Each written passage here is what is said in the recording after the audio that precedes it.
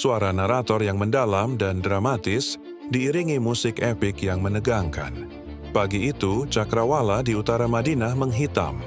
Bukan karena awan, tapi karena barisan tak berujung dari pasukan sekutu yang datang untuk memusnahkan Islam dari akarnya.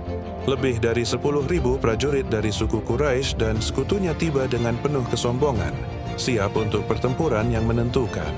Namun langkah mereka terhenti seketika. Di hadapan mereka terbentang sebuah penghalang yang tak pernah mereka bayangkan. Parit raksasa yang membelah padang pasir, sebuah mahakarya strategi yang membuat kekuatan besar mereka tak berdaya. Rasa terkejut dengan cepat berubah menjadi frustrasi. Pengepungan pun dimulai. Hari berganti minggu, pasukan sekutu yang perkasa hanya bisa memandang dari seberang parit, melontarkan anak panah dan cercaan tanpa hasil. Di seberang, kaum muslimin dengan sabar dan waspada berjaga di sepanjang garis pertahanan mereka. Iman mereka menjadi perisai yang tak kalah kokohnya. Ketegangan menggantung di udara Madinah, setiap detiknya terasa seperti keabadian. Moral musuh mulai terkikis oleh penantian yang melelahkan. Sementara persediaan mereka semakin menipis di tengah gurun yang tak ramah. Di tengah kebuntuan, beberapa ksatria Quraisy yang paling sombong, dipimpin oleh Amr ibn Abdwud yang legendaris, menemukan titik sempit di parit dan berhasil melompatinya. Dengan angkuh, Amr menantang para pembela Madinah untuk berduel. Suasana menjadi hening hingga seorang pemuda pemberani melangkah maju. Dia adalah Ali bin Abi Thalib, singa Allah. Pertarungan pun tak terhindarkan.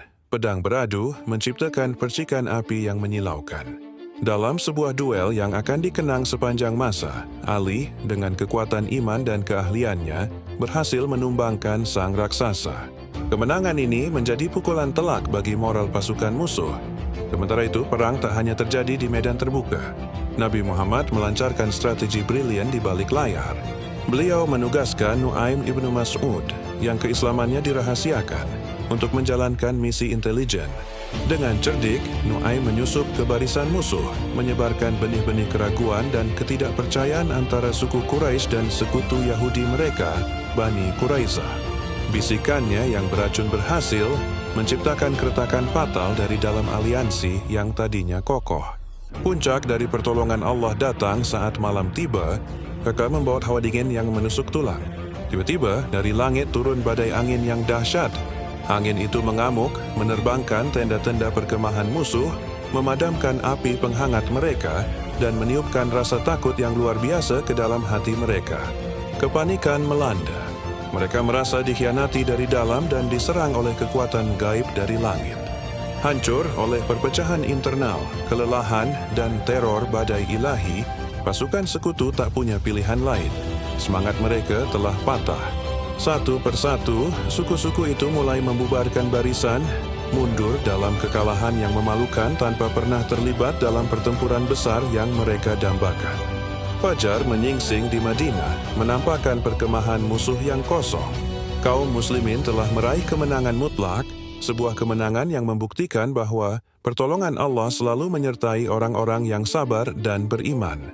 Pada tahun kelima setelah hijrah, api kebencian terhadap Islam masih menyala di hati para musuhnya. Huyai ibn Akhtab, seorang tokoh Yahudi dari Bani Nadir yang terusir dari Madinah, menjadi arsitek utama di balik sebuah konspirasi besar. Ia melakukan perjalanan ke Mekah menemui para pemimpin Quraisy yang masih menyimpan dendam atas kekalahan mereka di Perang Badar dan Uhud. Dengan kata-kata yang penuh hasutan, Huyai meyakinkan mereka bahwa inilah saatnya untuk menyatukan seluruh kekuatan Arab, menyerang Madinah, dan menghancurkan komunitas Muslim hingga ke akarnya. Ajakan dan Huyai disambut dengan antusias. Para pemimpin Quraisy yang dipimpin oleh Abu Sufyan segera menyetujui rencana tersebut. Mereka tidak berhenti di situ. Huyai dan para pemimpin Quraisy kemudian berkeliling ke berbagai kabilah Arab lainnya, seperti Bani Ghatafan, Bani Murrah, dan Bani Asad, menjanjikan bagian dari hasil panen kurma Madinah sebagai imbalan. Dalam waktu singkat, terbentuklah sebuah aliansi militer raksasa yang belum pernah ada sebelumnya dalam sejarah Arab. Lebih dari 10.000 prajurit dari berbagai suku, lengkap dengan persenjataan dan kuda perang, berkumpul menjadi satu kekuatan yang menakutkan, siap bergerak menuju Madinah. Pasukan ini dikenal sebagai Al-Ahzab, atau pasukan sekutu.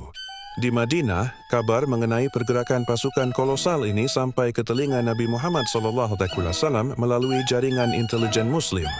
Informasi tersebut sontak menciptakan suasana tegang dan genting di seluruh kota. Kaum muslimin yang hanya berjumlah sekitar 3.000 orang harus menghadapi kepungan dari pasukan yang jumlahnya lebih dari 3 kali lipat. Ancaman pemusnahan total terasa begitu nyata, dan ketakutan mulai menyelimuti sebagian penduduk. Menghadapi krisis yang luar biasa ini, Rasulullah SAW tidak panik. Beliau segera mengumpulkan para sahabatnya untuk mengadakan musyawarah darurat. Dengan kepala dingin, beliau meminta pendapat mereka mengenai strategi pertahanan terbaik. Berbagai usulan dipertimbangkan, namun kekuatan musuh yang begitu besar membuat strategi perang konvensional di medan terbuka tampak seperti sebuah misi bunuh diri. Madinah dikelilingi oleh pegunungan berbatu dan kebun kurma yang lebat di sebagian besar sisinya, namun ada satu sisi di bagian utara yang terbuka dan rentan terhadap serangan kavaleri. Di tengah kebuntuan itu, seorang sahabat bernama Salman Al-Farisi yang berasal dari Persia maju memberikan usulan yang akan mengubah jalannya sejarah. Wahai Rasulullah, di negeri kami, Persia, jika kami takut diserang pasukan berkuda, kami akan melindungi diri dengan menggali parit di sekeliling kami. Ide ini benar-benar baru dan belum pernah dikenal dalam tradisi perang bangsa Arab. Usulan brilian Salman langsung diterima oleh Nabi Muhammad SAW dan para sahabat. Ini adalah solusi defensif yang jenius untuk menetralkan keunggulan jumlah dan kavaleri musuh. Tanpa menunda waktu, Rasulullah SAW segera memobilisasi seluruh kaum muslimin. Beliau sendiri turun langsung memimpin proyek penggalian parit raksasa di sepanjang sisi utara Madinah. Setiap kelompok sahabat diberi tanggung jawab untuk menggali bagian parit tertentu. Dengan semangat gotong royong yang membara dan didorong oleh keimanan, mereka bekerja siang dan malam, berlomba dengan waktu sebelum pasukan sekutu tiba. Meskipun dilanda kelaparan dan kelelahan, kehadiran dan partisipasi langsung Nabi SAW menjadi sumber inspirasi yang membakar semangat mereka untuk menyelesaikan benteng pertahanan yang tak lazim itu.